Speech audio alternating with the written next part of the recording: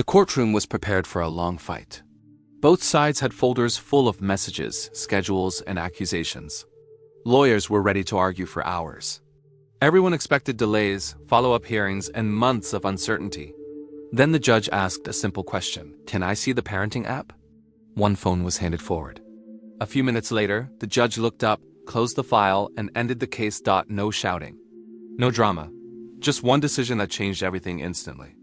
Modern custody cases are no longer decided only by testimony and memory. Courts now rely on digital records that show behavior over time.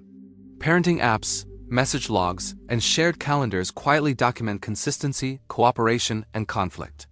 While people can argue about intentions, apps record actions. This story shows how technology can reveal the truth faster than any argument, and why honesty in daily behavior matters more than courtroom performance. From the outside, the custody case looked like many others that filled the court's calendar every week. Two parents, two lawyers. Two very different stories about the same child. Both sides claimed they were doing their best. Both accused the other of being difficult, uncooperative, and harmful to the child's stability. Thick folders sat on the tables, filled with printed messages, highlighted schedules, and written complaints. Everyone expected a long process. Multiple hearings, delays, stress. No one expected the case to end that day. The judge had seen hundreds of custody disputes before. They all started the same way. One parent spoke about responsibility and structure. The other spoke about love and presence. Lawyers argued over details that were hard to prove and easy to twist. Memories conflicted.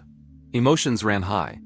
The judge listened patiently, but experience had taught them something important. People remember events differently. But behavior, when tracked over time, tells a much clearer story. Both parents had been ordered months earlier to use a co-parenting phone app. It was supposed to make communication easier and reduce conflict. The app logged messages, recorded schedule changes, tracked pickups and drop-offs, and stored requests and responses. At the time the order was given, neither parent paid much attention to it. They saw it as just another requirement. Something technical. Something minor. They didn't realize it would become the most powerful evidence in the entire case. As the hearing began, the lawyers spoke confidently. One side described a pattern of disrespect. They claimed messages were ignored. They said schedule changes were constant and disruptive. According to them, cooperation was impossible. The other side responded with equal confidence. They claimed they were flexible, patient, and always focused on the child's needs. They accused the first parent of being controlling and argumentative. To someone unfamiliar with this situation, it sounded evenly matched, word against word. The judge listened, taking notes. They did not interrupt. Judges often wait for a moment when the noise settles. They allow the arguments to unfold fully before stepping in. When both sides finished their initial statements, the judge asked a question that immediately changed the energy in the room. It wasn't dramatic. It wasn't emotional. It was simple. The judge asked if both parents have been using the court-ordered parenting app. Both lawyers answered yes. The judge then asked if the app logs were available for review. There was a pause. Not a long one, but long enough to be noticed. One parent reached for their phone immediately. The other hesitated, then did the same. The judge requested that one phone be brought forward first. No arguments, no objections. Just compliance. As the phone was handed to the court clerk and then to the judge, the courtroom grew quiet. This was not the tense silence of anticipation, but the uncomfortable silence of uncertainty. Digital records are different from testimony. They do not rely on memory. They do not soften details. They simply show what happened. The judge opened the app slowly. Not because they were unfamiliar with technology, but because they understood the weight of what they were about to see. This app contained months of communication. Hundreds of small interactions, each one insignificant on its own. But together, they formed a clear pattern. The first thing the judge looked at was the message tone. Not just what was said, but how it was said.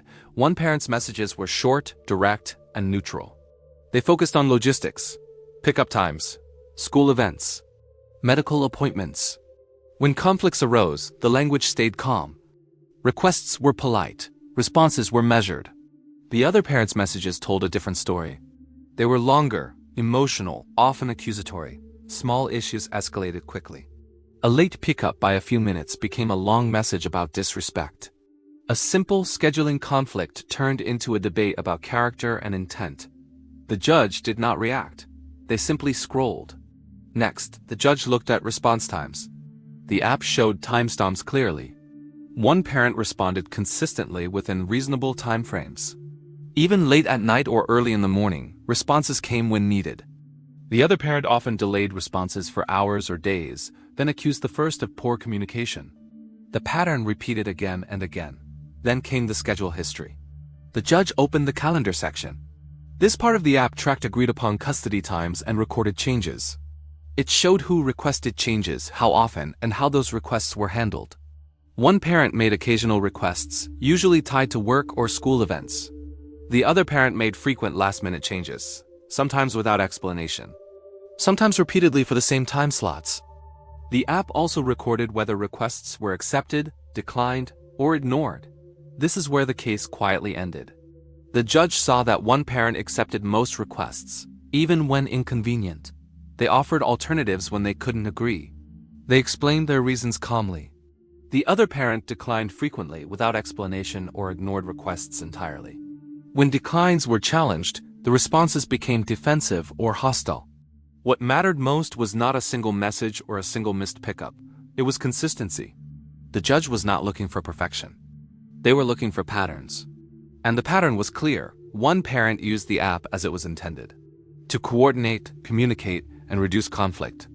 The other used it as a tool for control and documentation, assuming it would support their narrative later. But the app did something unexpected. It told the truth without choosing sides. As the judge continued reviewing, they noticed something else. Apologies. One parent apologized when mistakes were made. Even small ones. A late response, a misunderstanding. The other parent rarely apologized. Instead, they justified their actions or shifted blame. This mattered more than most people realize. Courts value accountability. A parent who can admit small faults is often more trustworthy than one who claims perfection. The judge also reviewed message deletions and edits. The app recorded these too. Some messages had been edited multiple times by one parent, often removing emotional language after the fact. The original versions were still visible in the log.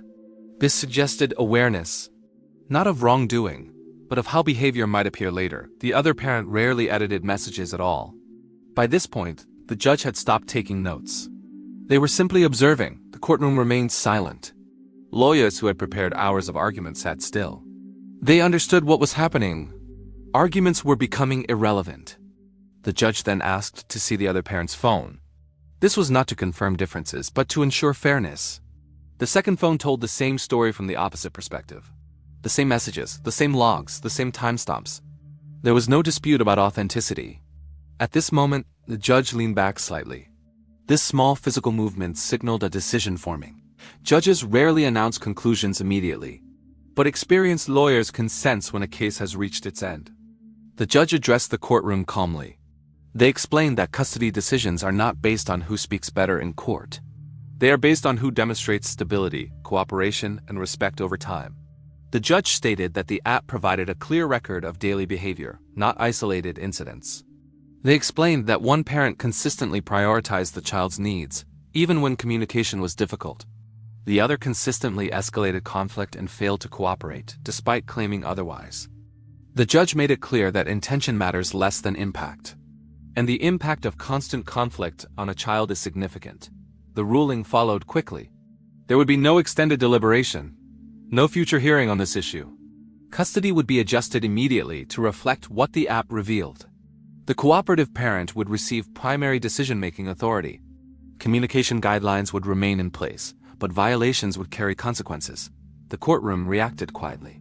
There were no gasps, no shouting, just a heavy stillness. One parent looked stunned. They had believed their arguments were strong. They had believed their documentation would protect them.